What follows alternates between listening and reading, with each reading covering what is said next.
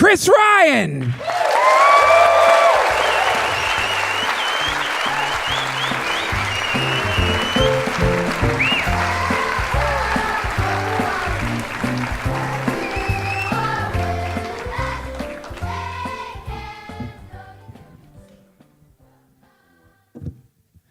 Chris Ryan, it's on. It's on. How you doing? Free floaters. What's up? Chris, I was listening to your last podcast. You're floating not in tanks now, but you've been on basically a van tour, I guess you would call it. What are you calling it? Vanthropology 2017. That's right. Yeah.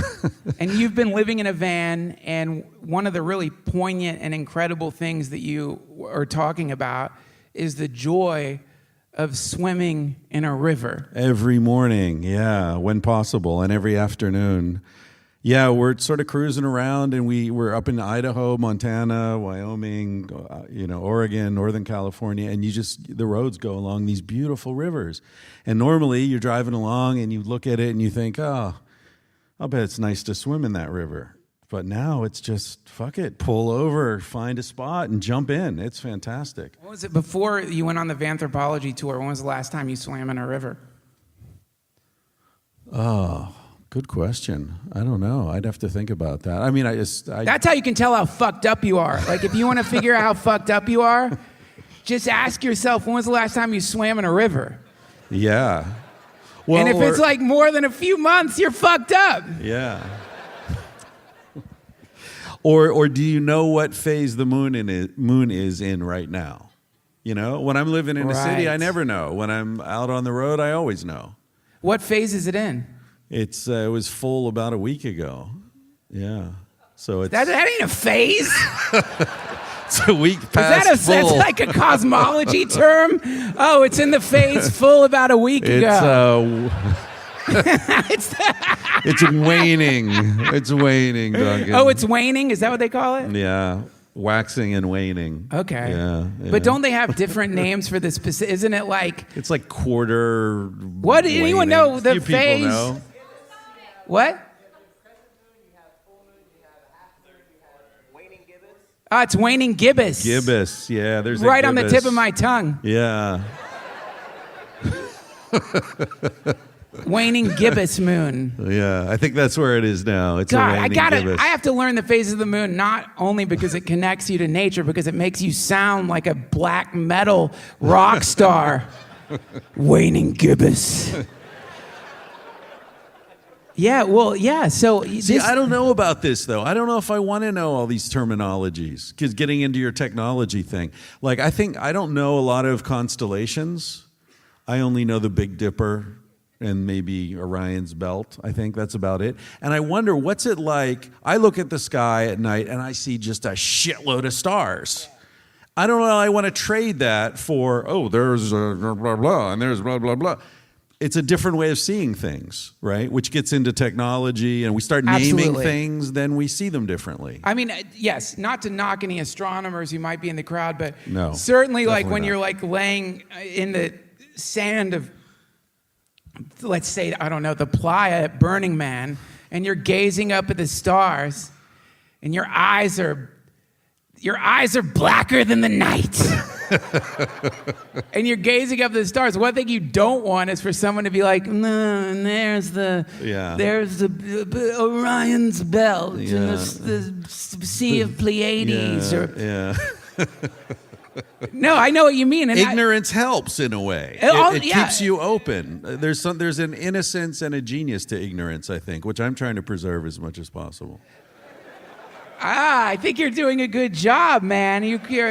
I mean that in the most, for real, I think that's what you represent to me, is this enlightened sage who is like, because, when we first met.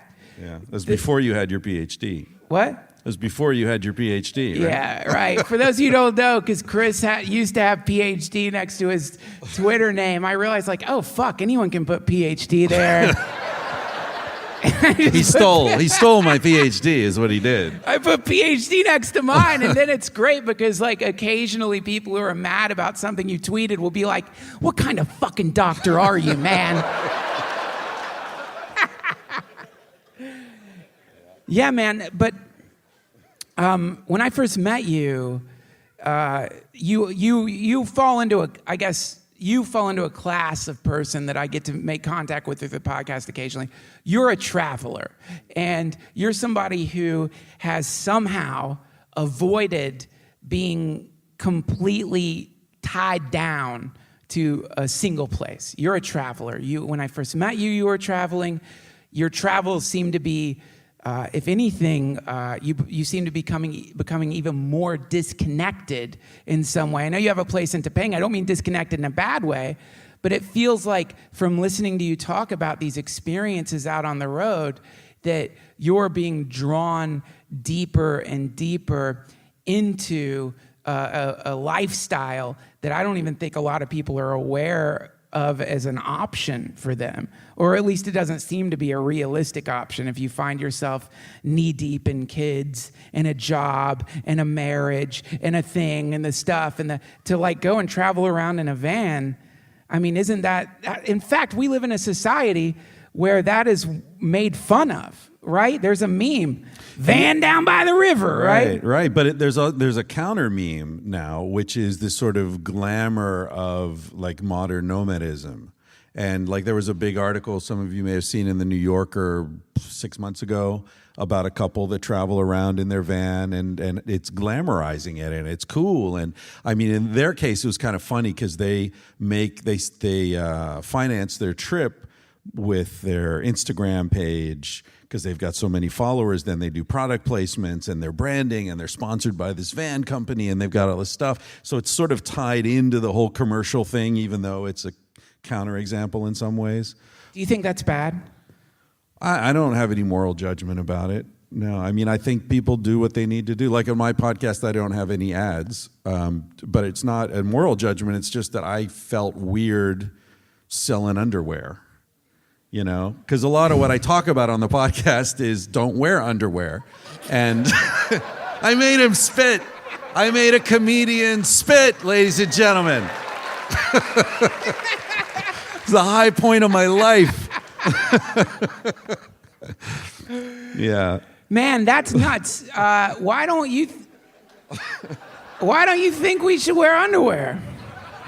Go commando. When I was 11 years old, my kung fu teacher told me never wear underwear and always sleep in the nude. And he's in jail now, right? You know, do you remember I told you this story on Joe Rogan's? He killed his father. This was before he killed his father, yeah. But now I'm going to make him cry. Just watch. Do you think he killed his father because he walked in on him? He's wearing underwear while he was sleeping. It's too tight. That's too the tight. last straw, Dan. No, it was a strange thing. Yeah, his father was abusing his mother, and they got into a fight, and it was this big thing. Wow. Yeah, that was when I told that story on Joe Rogan's podcast. One of the first times I was on, maybe the first time, and I got a sense for the power of that podcast because a day later I got an email from a guy who said, yeah, I heard you talking about this thing and I was the prosecuting attorney in that county and you know here you missed this date or this whatever, and it's like how many fucking people are listening to this podcast? Right. That the prosecuting attorney from 1974 in Western Pennsylvania happened to be one of them. You know? That is one of the things I try to keep out of my mind completely during a podcast. Because when you start thinking about that, you can go absolutely nuts. Especially Rogan's podcast, where you're like, if there is an Illuminati, probably like 2 of them are listening to this shit, probably. You know, so like there is that thing. Yeah, while they work out. Yeah. While they swing kettlebells inside a pyramid or something. Yeah. Yeah, man, it's interesting. It is weird. Do you get this thing like when you're at a sporting event in a stadium and you look around and you're like, okay, this is 70,000 people. This is what 70,000 people, like my podcast, I get around 80 to 100,000 downloads per episode. Yeah. And sometimes like I was at the Rose Bowl and it's like, that's 50,000 people. Yeah, you know or what I whatever try it to was. do? I always refer crazy. to there's a verse from the Bhagavad Gita, which is, you have a right to your action, you do not have a right to the fruits of your action. So it's like with a podcast, if you get caught up in that, which I know what you're saying, and sometimes I have thought that, then what'll happen is you'll start changing Yeah. what you're talking about on Yeah, the you podcast. can't do that. You start Yeah. getting super concerned because of this imaginary number. Who fucking knows what the number is? It really doesn't matter. Like we have to only stay in the moment, you know? Well, that's the beauty of it, because on one side there's this huge, like, crazy abstraction, but I mean, I did your podcast. First time I ever did a podcast. First time I ever heard of a podcast was Duncan reached out to me and invited me to be on his podcast, and I was like, "What the fuck's a podcast? And who the fuck is Duncan?" And but I was living in Spain, and I was going to be in LA visiting my parents, and so I agreed to do it. And I thought, okay, I'm going to some studio, because Sex at Dawn had come out a year earlier or something. I was doing a lot of media or whatever. And I went to the address expecting it to be a studio, and it was Duncan's house. And I walked in, and there were 2 chairs and a table and some mics set up. And Duncan said, "You want to get high?" No, thanks. "You want some mushrooms?" No, thanks. "You want a beer?" "All right, I'll have a beer." And there's like, okay, push the button. We talked, and that was it. And then we went out and had dinner. That's right. Yeah, it was amazing. And I was like, that's a podcast. Wow. Yeah, I love It's it, man. so simple. Well, it's humanizing, right? I mean, that's the idea. Is I think hopefully there was a time when people didn't have access to this technology, and that was the time where people developed these like famous personalities and like these insane ideas of there being some kind of wall between them and everybody else based on they're being famous or something like that. And it's really gross. Some people are still like that. Like, some people are all fucking puffed up and they think that there is some difference between them and other people. Yeah. And I think one of the beautiful things about podcasting is it's allowed a venue for us to be human. You know, like, my favorite comedian is Doug Stanhope. Sure. And the reason I love him so much is because he's an exorcist, because he's completely honest. And when you go and see him, he's purely bellowing out exactly who he is. Yeah. And the thing that he is on paper, you might not be like, that's the healthiest thing to be. It's like, you know. But because of his pure honesty and his incredible talent and how fucking funny he is, you realize, like, that is the thing to be. This is something that Ram Dass talks about that I love a lot, which is that we have to honor our incarnation. Have you ever heard that before? No. So it's like, the idea is you start getting into spirituality or you know, whatever, spirituality, mindfulness, consciousness, whatever they call it, and you start thinking, I was just talking to someone, maybe he's here. Last night I was talking to him, and he was telling me how he'd gone on a hike. I don't know exactly which mountain he'd gone to the top of here. And he was looking out, and it was just beautiful. It was just spellbindingly beautiful, and he felt so good. And then within a few sentences, he's like, yeah, but I got to start meditating, man. It's like, you are that is it. Like, we always have this idea of who we should be if we were good, right? And who we should be if we were okay. And the problem with TV in the past is corporations present this idea of what a healthy human looks like, right? They're in shape, they're symmetrical generally. If they're asymmetrical, they're still like incredibly classically beautiful, and they have a job. Pickup truck. They have a fucking pig. Yeah, well, they usually have like a very expensive Range Rover that they're in debt to the banks for. Usually, that's what a healthy human looks like. 26. Yeah. What is that? 21 Forever? Is that what that shop is called? Forever 21. Fuck that shop. 21. Forever 21. Are you fucking kidding me? No, thanks. Oh, you mean the age, like Forever 21? Like, if you're gonna be stuck at an age for the rest of your life, what age would you be stuck at? Probably 21.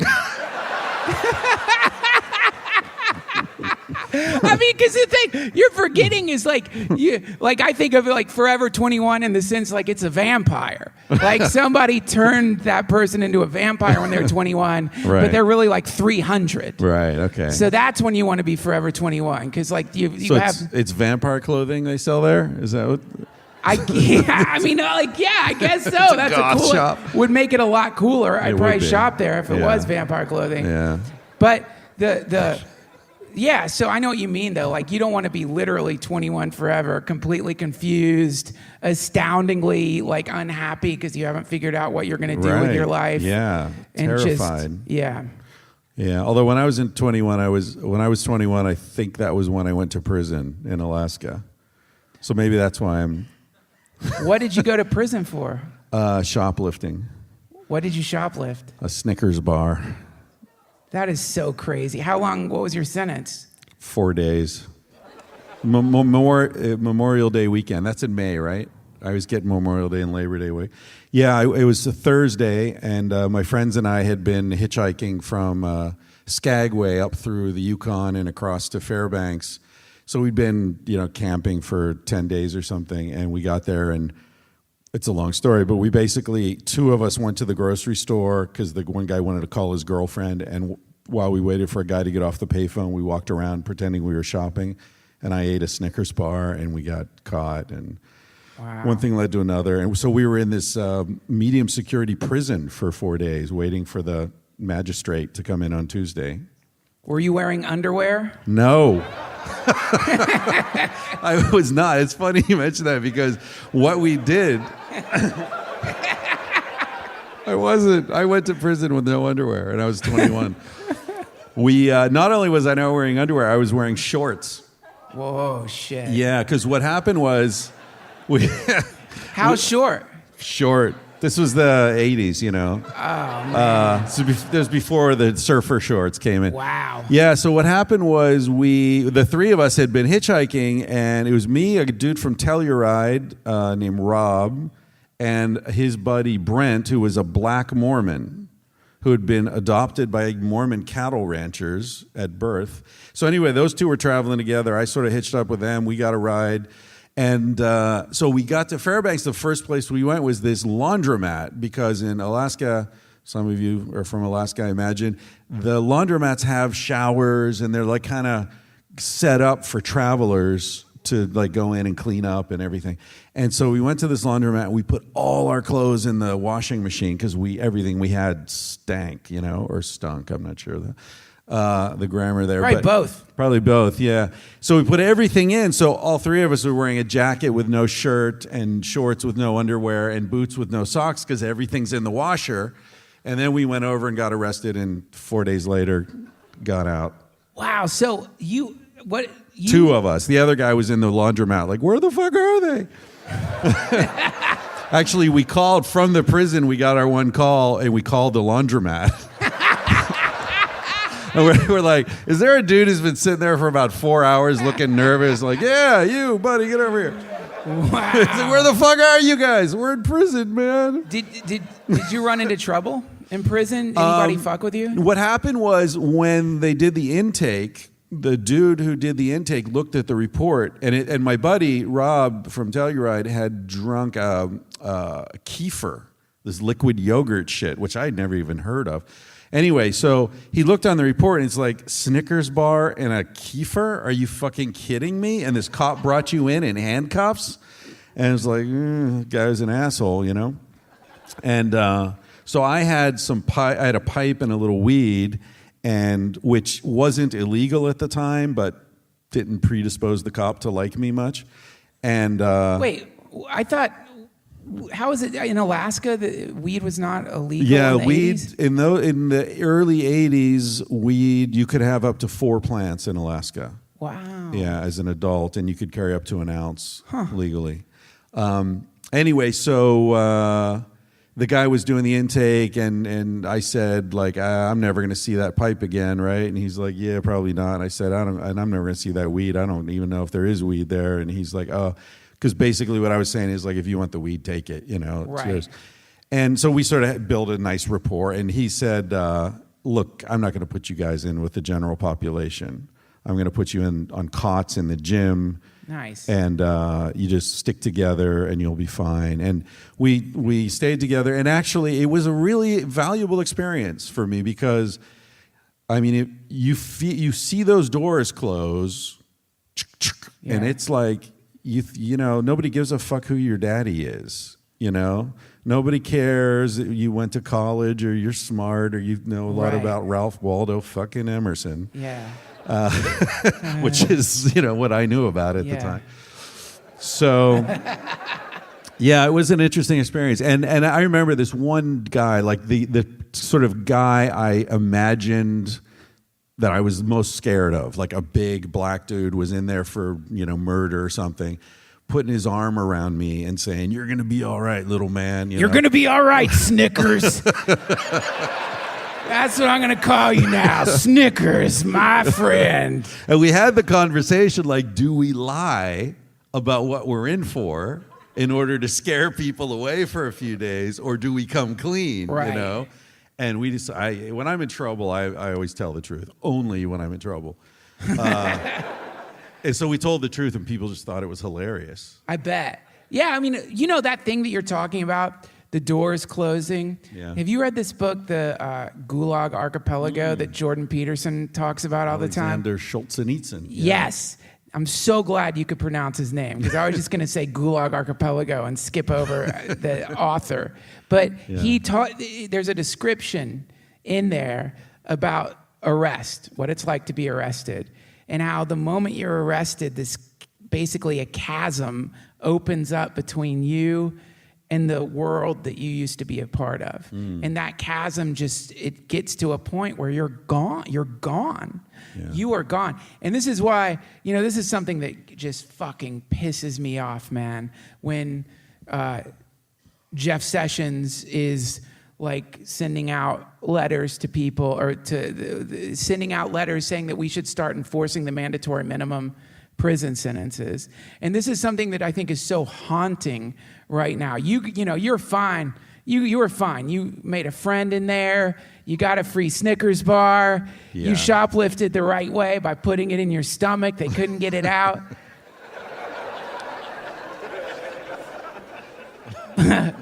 But one of the haunting things that like really gets to me is how all of us are kind of programmed to ignore the fact that our prisons are filled up with people, some of them who did just take a Snickers bar, many of them who just had some mushrooms, or, you know, I know someone who a few years ago got busted with mushrooms, and it's really fucking scary, you know, and like how his attorney told him, yeah, you know, if they want to, they can put you in jail for 20 years for this. 20 years. Think about that. The next time you're like joking about it or talking about it on the phone with people or whatever, really think about that. Man, I'm being a bummer. Fucking watch out. You know, seriously, because this is the thing that like really gets to me, because as a society, we ignore the fact that our prisons are filled up with all of these sweet Snickers. There's so many Snickers right now, so many people in there right now who did nothing at all. You know, nothing at all. What's interesting that, you know, one of the things I talk about a lot on my podcast, and you do as well, is consciousness and sacred plants and, you know, the healing potential of psychedelics and all this. And it's so interesting that every culture that's ever had access to these substances has seen them as the greatest gift of the gods. The greatest thing that the gods have bestowed upon humanity was this peyote or these mushrooms, or in Africa, this dance that helps you enter a trance, right? The musical forms in Africa. And here we are in this weird aberration, the one society where you go to prison for longer for having a significant quantity of hallucinogens than if you had killed someone. Right. Minimum mandatory sentences for second-degree murder are less than they are for like a pound of mushrooms. It's what does that say? What do you think? Every society saying this is great, except there's one society that says we'll put you in a cage for the rest of your life. To me, what that says is those societies value truth. This society is terrified of truth. Wow. Yeah.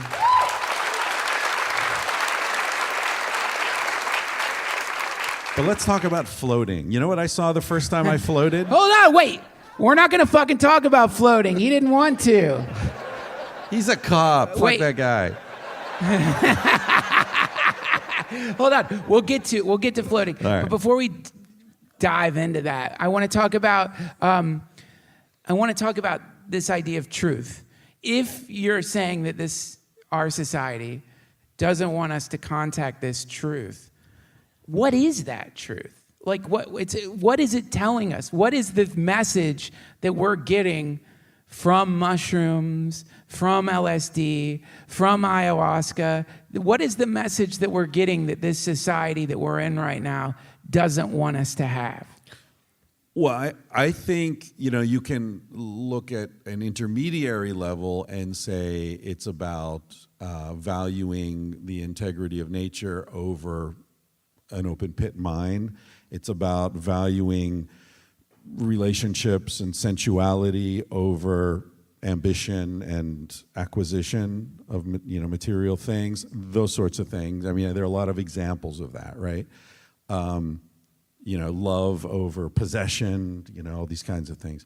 But I think on a more profound level, what those substances have shown me, and I think show a lot of people, is the deepest truth is that there are many truths. And so doubt is sort of the only thing you should really ever be certain of. And that the culture's values, that the culture is so insistent on instilling in you, you start to question them.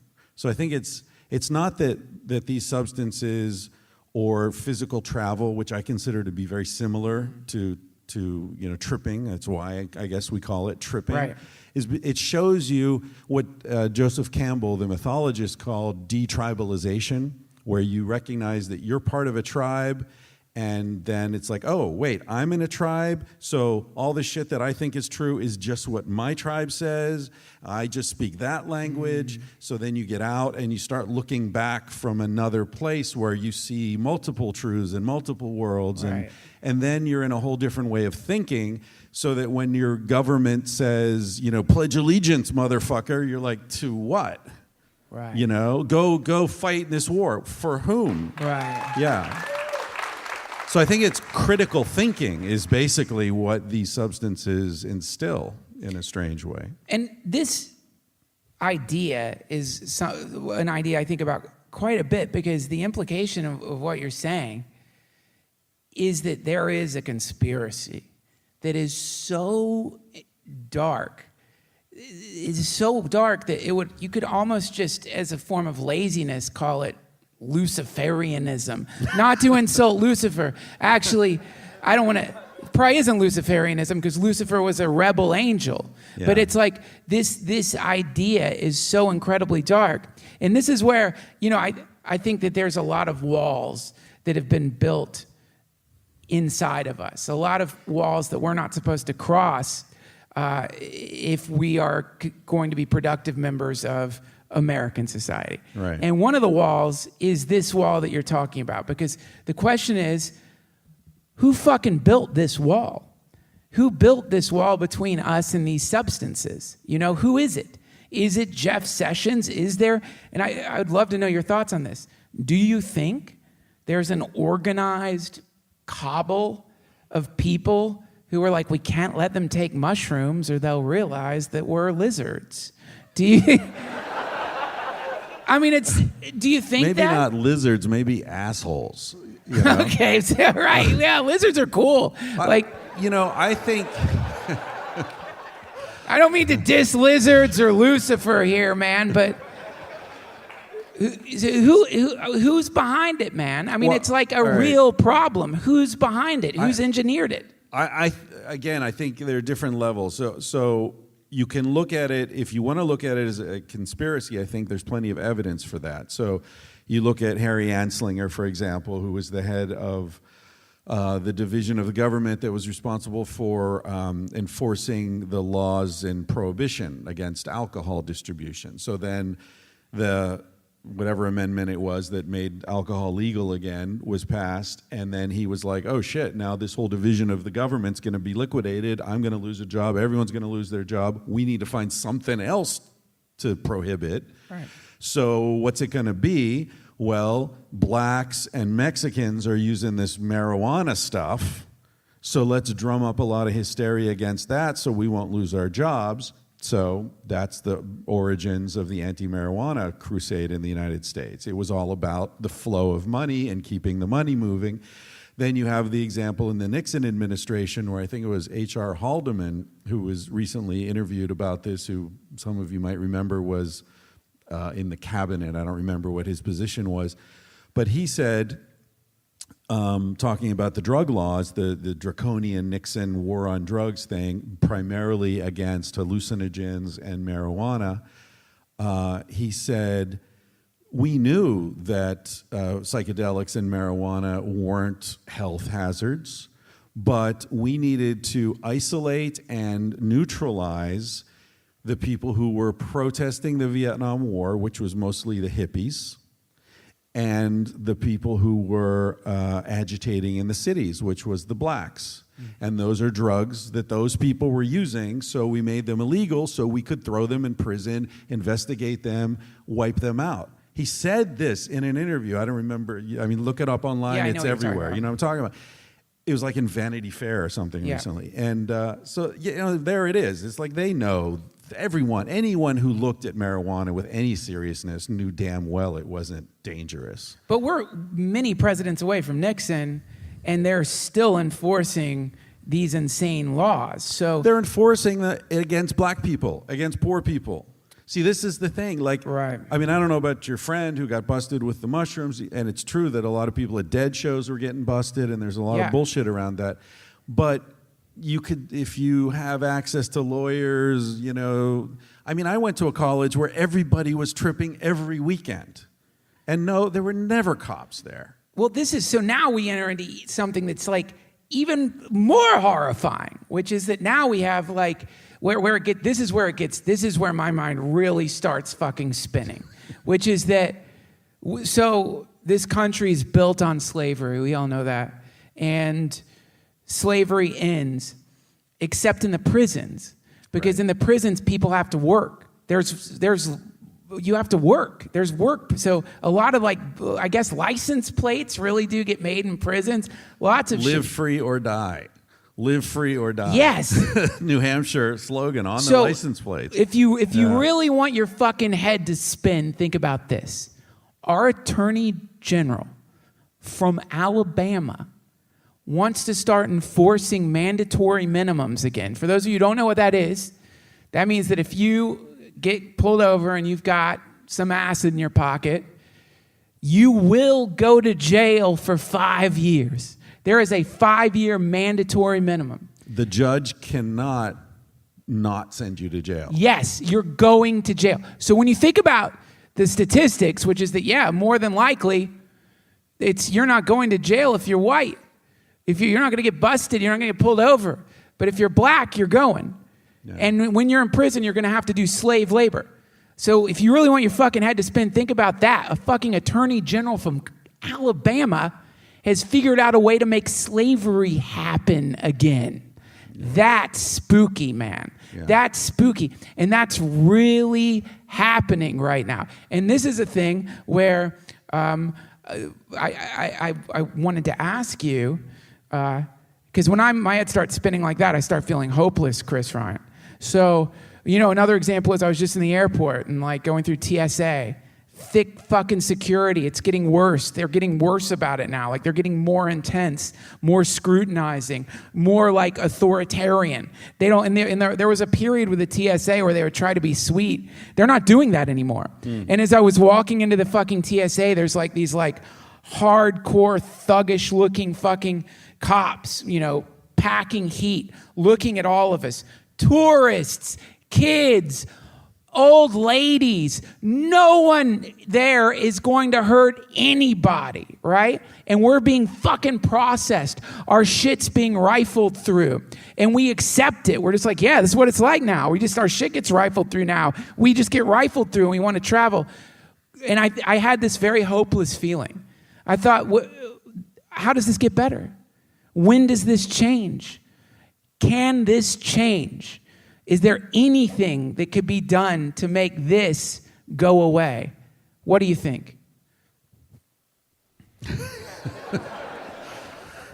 You want me to say this publicly?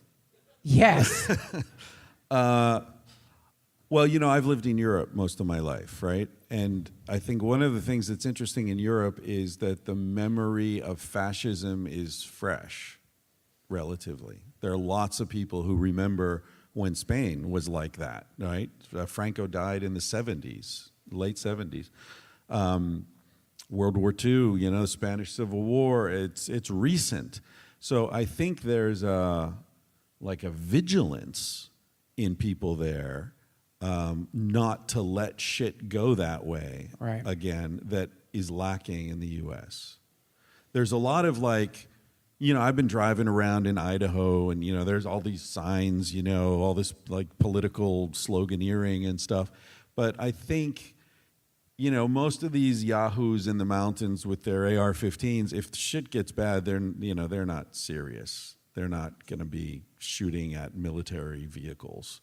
I think Americans are so out of touch with war because all the war, and we're an incredibly warlike culture, but we export it. We send the soldiers off and then we ignore them when they get back. We've been at war, the 80% of American history, we've been at war. Yeah. And that's, I don't know, probably 100% if you really look at it. But anyway, what can be done? I think that what we're doing here is actually what can be done. I think we're using podcasts. You guys are using float tanks. Other people are using ayahuasca and sacred substances or meditation or all these different techniques to free your mind and your heart and your ability to communicate with other people. I think that's where revolution really happens. The revolution of the bombs in the street and the fires and the kind of public screaming sirens, I feel like that, it's meet the new boss, same as the old boss shit, Right. It's some other power just takes over and plays the same game. Right. The only way to have a real revolution, they say think globally, act locally. I would take that, act personally.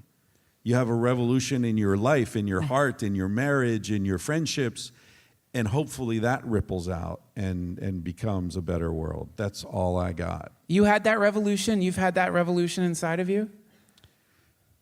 I think that I never signed on to modernity in the first place. Right. I was retired the day I finished college,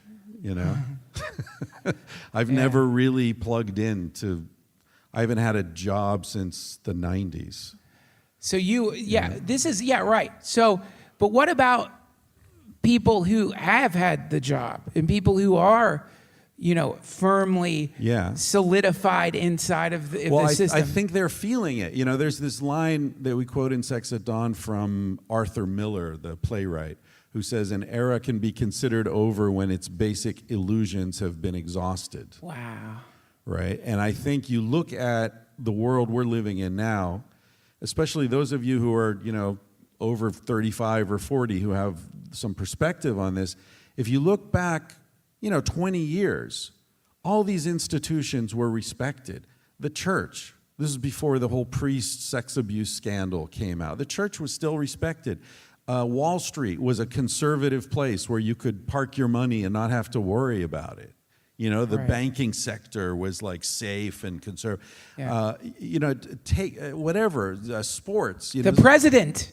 The politics, yeah, of course. That's the worst of it. Remember that? The president used to be that was like a respected position. Yeah. Anyway, all these institutions are just collapsing. Yeah. And so I think that a lot of people are saying this doesn't fucking work anymore, right? People are saying, "Oh, I'm going to have less money than my parents." Well, when did that turn? Right. It used to be it was getting better and better. Now Yeah. nobody thinks it's getting better and Right. better, the climate change and whatever. So I think a lot of people, I think we're at this really exciting, heartbreaking, fascinating moment where a lot of people are looking for alternatives. And I think that explains why podcasts are taking off, because the technology's there, but the beauty of it is you do a podcast, you click a few buttons, it goes out to however many thousands of people are listening to it. There's no company in between. Right. There's no studio executive. There's no money man. Right. It's just you talking to whomever's listening. And so there's a level of truth and authenticity that can happen there that I think is fucking revolutionary. I think it's as revolutionary as the printing press. Right. Yeah, well, okay, so it's an example of technology working for us, but just in from a real world perspective, because you're one of the most free people that I know. Most people I know don't swim in rivers. Most people I know don't travel around in vans. Most people I know are localized. Yeah. Most people I know are deeply intertwined with the grid. So as someone out there, to those of us in here, I mean, surely starting a podcast is not the answer, right? I'm looking. What I want from you, I want the fucking answer, Ryan. I want you to help us, man. I want you to help us. Like, what can we do? What are some real things we can do to experience this kind of revolution that you're talking about that happens inside first? What can we do, those of us who haven't had that revolution? What are some tricks, some tips, some ways that maybe we can end up floating naked down a river, stop not wearing underwear, and fucking, how can we start shoplifting Snickers? Yeah. See, I don't. One of my favorite quotes is respect those who seek the truth, fear those who claim to have found it. So I don't claim to have found any truth, and so I'm very hesitant to, give people advice. People I don't know, especially. But my feeling is, my friend Aaron and I were talking about this the other day. There are things that you do in life that you become accustomed to really quickly, and there are other things you do in life that you'll never get accustomed to. So working in a cubicle under fluorescent lights, you can do it every day, but it'll never feel right. Whereas staring into a campfire at night, it feels right immediately.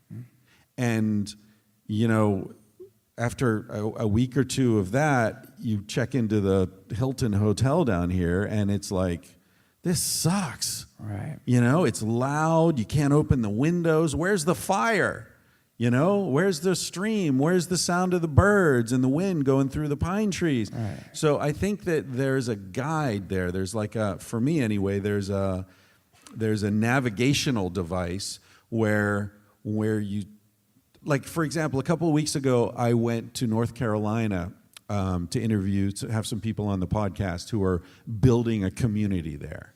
And so they've got the animals and they grow their own food, and they're really interesting people because one of the sort of triggers for the coming together of this community was a very tragic death that happened about a year ago. Two, actually, they happened.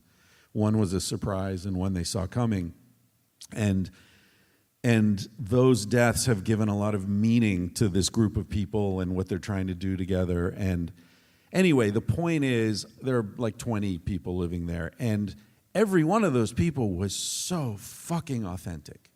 Just no bullshit at all, And I was only there 4 or 5 days, I think. And then when I left and went to the airport and, started dealing with normal shit, suddenly I was aware of how clean that was there. Mm-hmm. It's as if I'd been drinking clean water, And when you're drinking clean water, you don't go like, well, that's some clean water, but you notice then when you go back to the fucking Gatorade, right, that this doesn't taste right. Right. And so I think that's the guide, like things that I sort of fit into really quickly and easily, and I try to follow that. And that, I don't know. That's all I got. Yeah, no, that's beautiful. That's beautiful. I think a lot of us are afraid to follow that.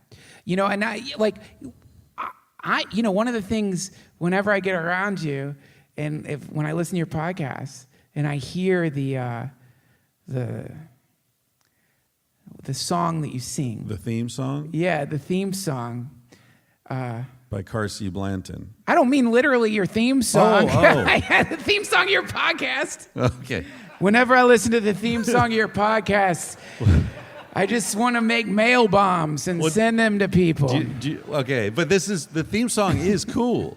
So finish your point. We'll get to the theme song. I mean, your song, the song of Chris Ryan. Oh, I got you. That's in Sex at Dawn, your song. Whenever I hear this song, there's actually in the mythology of Krishna, there's something, about the Rasa Leela? You must know about the Rasa Leela. No. Oh, cool. I get to tell you about the Rasa Leela. You'll like this.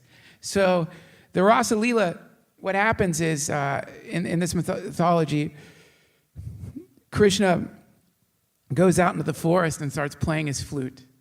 And there's, in the villages, the gopis, as they're called, the women are there, and they hear Krishna's flute. And and this is written in really beautiful poetry, but they basically leave the lantern burning and they go into the clearing to find God because they hear this song. And they leave everything behind because the song is just so beautiful that whatever they thought was important ceases to be important. And 100 of them gather in this clearing. And then Krishna divides himself into 100 different Krishnas, transforms into the ultimate lover for each of these people, their soulmate, essentially. And they do it out there, man. They make love in this clearing. And what could be more ecstatic than making love with God? What could be better than that? And so when I hear the song that you sing, it scares me because I think, God, man, really, I could just do that. I could just let go of everything, invest all my money into a van and just go, just get out, just go out into the wilderness. And it's really scary. There's a piece of me that wants to do that very badly. But there's another piece that's clinging to the world that feels there's got to be this one way to live. But if all of us start doing what you're doing, what would society look like? If everybody heads out, if everyone listens to you and they're like, you know what, this is fucking stupid. Not only am I going to sit in front of a fucking campfire, I'm going to make the campfire out of my goddamn cubicle. And I'm going to fucking warm my hands on the fires of my old life in the woods. If everyone did that, what would happen to the world? Wouldn't everything collapse? A lot of the bullshit would collapse. Yeah, I mean, think how many jobs that people are doing in cubicles actually really need to be done at all. And then how many of them are going to be done by some fucking algorithm? There are going to be very few jobs left in 20 years because of AI and robotics and all this kind of stuff. And so I think as a society, we need to really seriously look at how are we going to distribute the wealth that's, so far we're not doing it well. It's all going to the very, very, very top. Yeah. And to me, one of the ultimate ironies and tragedies of modernity is, for this book I've been sort of working on, as you may have gleaned from this conversation, I'm not particularly ambitious. So I've been working on a book for about 4 years now. It was due 3 years ago, and my editors are, for some reason, very patient about it. And it's called Civilized to Death, and it'll be out someday. But anyway, one of the things I was looking at in this book is I was looking at this sort of economic question, right? And how and the correlation between happiness and wealth and these kind of things. And what you find, and all the research shows it, is that people get happier when they go from poverty to about 60 or 70 grand a year per individual, right?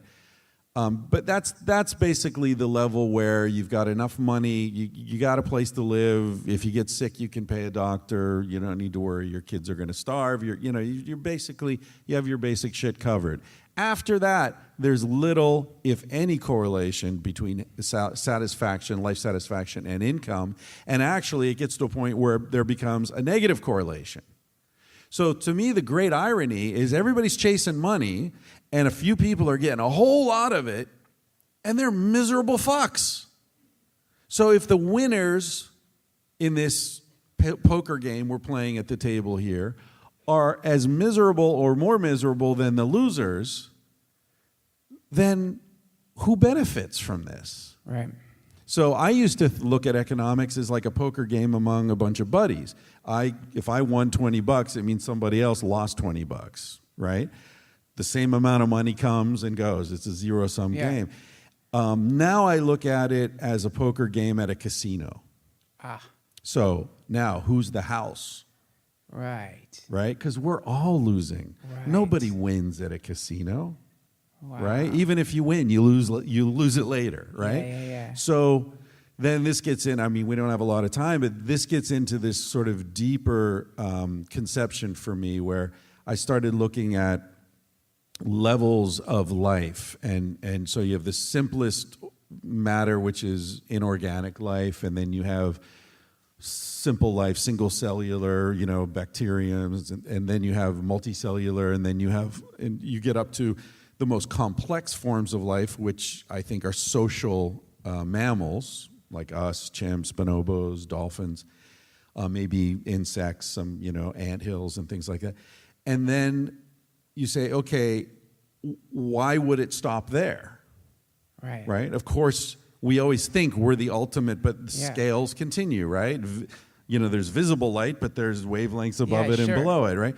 So what's after us? Each of us is made of many billions of microbes that don't share our DNA. Each of us is, we think of you as an individual and me as an individual, but that's all a fiction.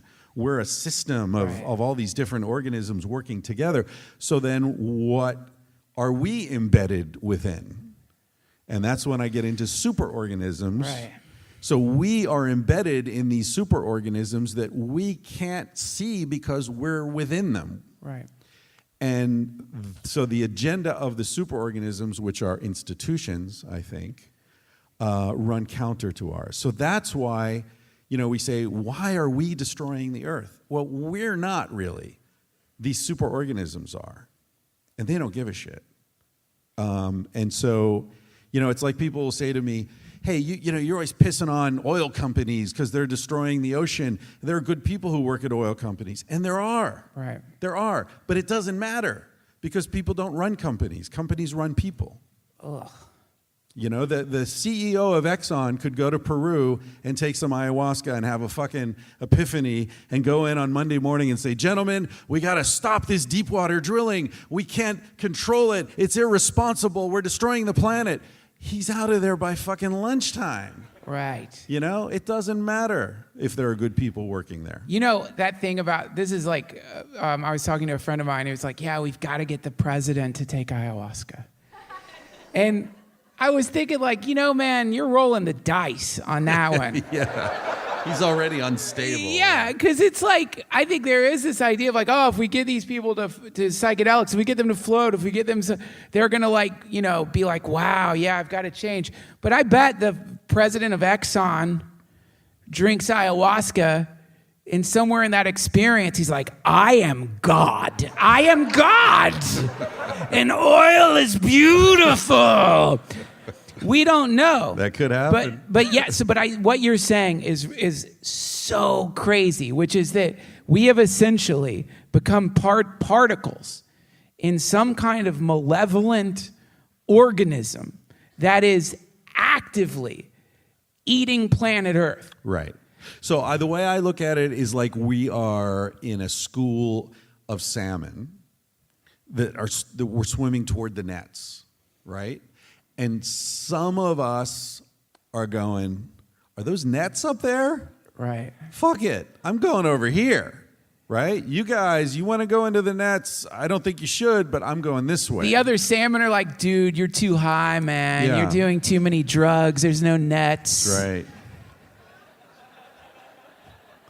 So you're asking me, like, what's revolution? I think revolution is when enough fish go, I don't want to. No, those are fucking nets. I'm going with them. Right. And we start peeling off, and there's a critical point where one more fish peels off, and then the whole school goes, oh, fuck it, and we'll go that way. Then they move the nets. Well, then they move the nets, maybe, yeah. Yeah. It's true. We got to get the motherfuckers holding the nets, man. Get them high. That's what we got to do. I mean, I don't know the answer. I love that, though. I know what you mean. And I think that, like, the beauty of what folks here are doing is I think when you go, you don't have to take psychedelics to see the net. I think just floating alone can have that effect. In your opening bit there, it was really beautiful. You were like, the beauty of floating is you get there. And when you were talking about, like, adding this, adding that, I was thinking, like, I never wanted to do that. I never wanted to get high. I've never even smoked a joint and gone in a tank. I want to go there to strip it down, right? And I'm glad you circled around to that, where that's the beauty. You don't need anything. You don't need a fucking screen to keep you interested. You don't need, things beeping, and, you can be alone. I had a friend and took her to a float thing, and she couldn't last 15 minutes in there. Huh. And I felt so bad for her afterwards, Yeah. So bad. You can't be alone in your head for 90 minutes or 60 minutes or 20 minutes. Right. What hell is happening in your head, Right. So, yeah, I think stripping it down to the basics. The theme song on my podcast is by this beautiful woman, Carsey Blanton, and the song is called Smoke Alarm, and she says, it's like, hey, baby, what's the big deal? Say what you're going to say, feel what you're going to feel, because you're going to die one day. And it's the whole song is like, we're going to die one day. I hate to give the end away, but you're going to die one day. And you keep reminding yourself of that, and then all the shit that you're afraid to let go of is like, well, you're going to let go of it anyway, dude. Right. Might as well let go of it now and enjoy the fucking ride rather than clinging to it, to the bitter end. Chris Ryan, everybody!